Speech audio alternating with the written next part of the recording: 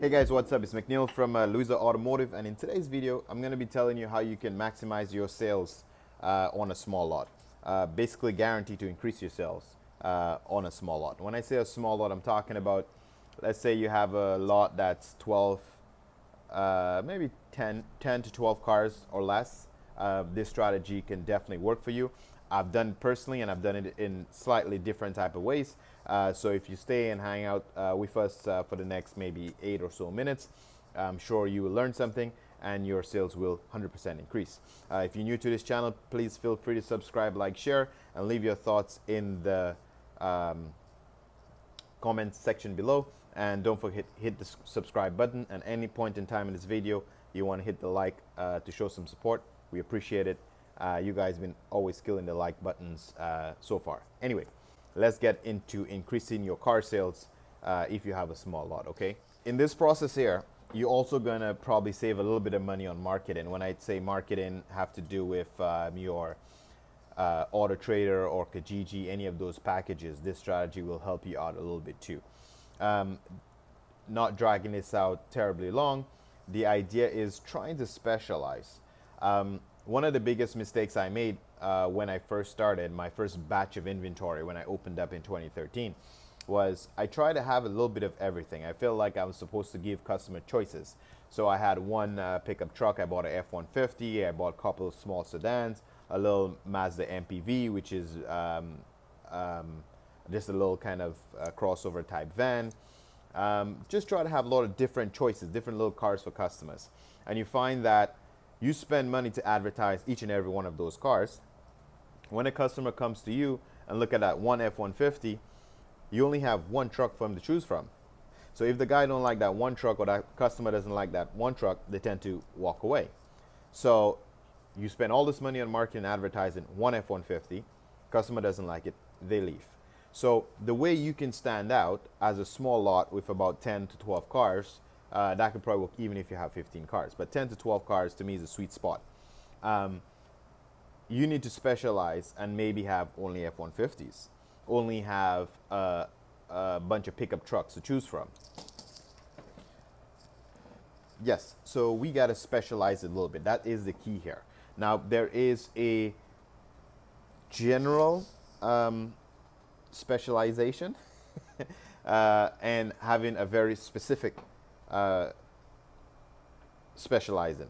Okay, let's break it down. One of the ways you can do it is, let's say you want to specialize in you're looking for a target customer instead of specializing. You're looking for a target customer, and that target customer is a new driver. Maybe you think they need a small car, so a new driver probably typically gonna buy a nice little sedan car.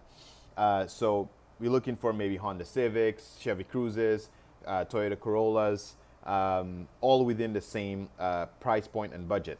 That way, if a new customer, not really knowing what type of car they want, they just know the size and the budget. So at least you have the size, the class of car, the budget, and now you can choose a couple of random ones. Try the Civic. How do you feel in the Civic? How do you feel in a Nissan Sentra? You mean all of them are in the same class? Odds are you will close a customer. So that is a way of generally specializing in a specific type of car. Maybe you're looking for construction workers, so you have a little pickup truck, you have maybe a cargo van, so you target in the independent contractor. So that's why you have those work trucks. But when you have a small lot and your inventory is all over the place, all different types of inventory,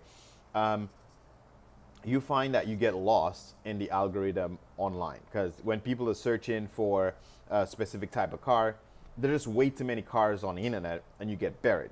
So here's a strategy that I used and it worked perfectly for me, and I saw the sales increase, especially that month that happened. I bought one type of car. So I specifically went, here's the thought process. I went to Avis, I think it was Avis, Hertz, it was Hertz Rental. I went to Hertz Rental and they had a bunch of cars available for sale. I looked on the lot, and they had a bunch of Mazda 3s. I think it was 2012s at the time, that just came in from the fleet and they were going to sell it. So here's how my thought process went.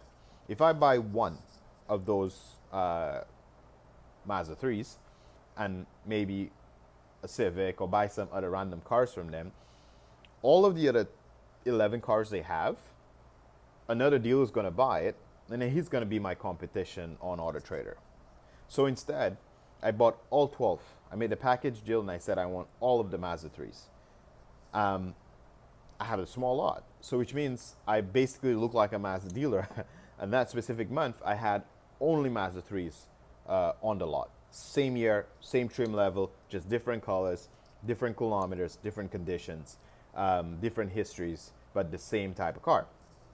And I basically sold all of these cars in a matter of, I would say, maybe 2-3 weeks tops, right? And the reason being is I can now play with the price like the big dealers would. I could take the cheapest Mazda 3, take a picture of it, and then say 12 to choose from. Take an angle shot showing all 12, different colors, different varieties, again, the cheapest price, and saying 12 to choose from. Now, why? Remember I told you I'll help you save money on Kijiji and Auto Trader as well. With Kijiji and Auto Trader, if you have over 12 or 15 cars, you got to be paying them monthly for a package. If you have less than 10 cars, sometimes it doesn't worth paying for a package, so you pay per car that you post. So if you pay per car that you post, you can literally just post one ad. You can post one ad showing that cheap car and showing that you have a bunch to choose from, right? That will help you in the marketing strategy. Then when a customer comes in for the cheaper one, maybe it had an accident history, maybe it had a little scrape on the bumper, maybe it has some issues that they didn't really want that specific car, so they tend to choose one, instead of going to another dealership to find another one, which is what they'll be doing anyway, you tend to choose one from your lot. They choose one of these. So they came for like the brown one, but you end up closing them in the blue one because, you know, it looked better, the price was better, whatever the case may be. I find your closing ratio is higher when you actually have choices for the customer. You could be the great salesperson, you can have the great personality, they like you, they want to vibe with you, but you don't have options for them, you're going to lose the customer, period, okay? Another way to get the same inventory, which is another time we use that strategy, I went to Mannheim auction. Mannheim had Volkswagen running. So that was the Volkswagen day. There was tons of Volkswagen running. So I look at the Volkswagen list. There's no way I can buy every single Volkswagen, but they were running all types of Volkswagen. They had Tiguan, they had Golfs, Jettas, name it. They had Audis too because they were all in the same Volkswagen group. And they probably were maybe 20 Jettas. Now, different trim levels. They you know, high trim, mid trim, whatever, right? So I played around with the lowest trim and the mid trim, and I took, I believe it was eight of those Jettas. Now it's a live auction, so I will never get all. Other dealers are bidding on it, but let's say the first two you pay at the reserve, top money. Then you pay 3. According to as you keep buying, dealers realize that you buying a bunch of them, sometimes they kind of step back and you get better and better prices.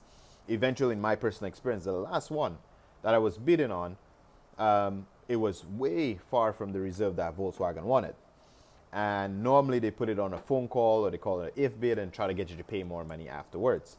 And because I already bought 7 of them, the auctioneer reminded the rep from Volkswagen that this dealer already bought 7 of those Jettas from you. And for that reason, the guy let it go. He's like, okay, you can have it. Now, what that did was, by saving even $1,000 at the auction at one Volkswagen, because I bought 8 of them, my average cost of ownership for that package is less. So I will make a killing on this one, and then I kind of average out on that one. But the great benefit of having 8 or 10 of the exact same kind of car is you help control the market too. You help control the market too. Because when you post an ad and you flood if you want to spend a little bit more money in marketing and have like 8 ads on Auto Trader, you flood the market with 8 Jettas, you kind of help control the price. Because all of the dealers who use the software that give them the average selling price of a car in the industry, if you post 10 cars and you post a little bit higher, you are changing the average of the market. And this is the game that the big dealers play with you when they have 10 or 15 of the exact same car, and then they keep playing with the price of the car, and you have one and you're struggling to sell that one. So they're squeezing you out of the market. You eventually get a phone call from AFC or Next Gear saying, hey, yo, you got to pay this car off. And then you rush and go sell the car at any price you get it because you have to get rid of it. And now once you get rid of your cheap inventory, then the big dealers raise the prices again, right? So they always play with the prices to play with the average price in the industry. So when you have 8 or 10 of the same car, you are going to play with the big boys. You are going to help influence the price of that car in the industry.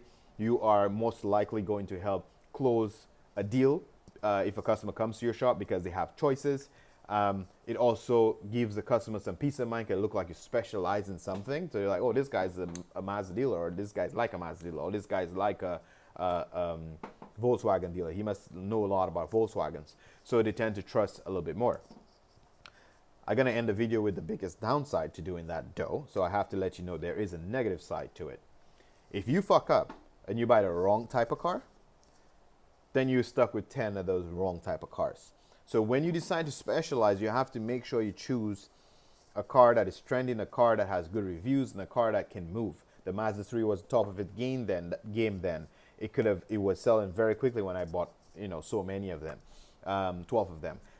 The Volkswagen Jetta is a no-brainer. This shit sells like hot cakes at the time. So buying 8 of them was a joke, right?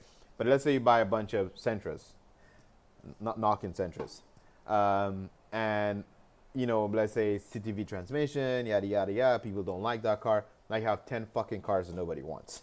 Okay, so if you're gonna specialize, make sure you specialize in something that people want. Do your research and the time to make sure you do it.